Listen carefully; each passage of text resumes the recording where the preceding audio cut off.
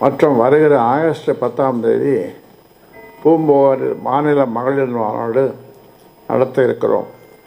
இந்த சூழலில் நம்முடைய கட்சியினுடைய தலைமை அலுவலகம் சென்னையில் இருந்ததை மாற்றி 30/5/2025 முதல் தைலாபுரம் தோட்டத்திலேயே தலைமை அலுவலகம் இயங்கி வருகிறது.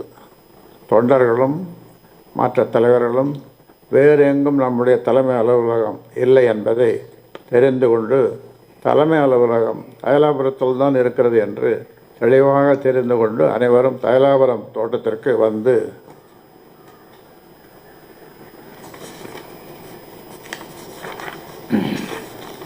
தலைமை அலுவலக பணிகளுக்காக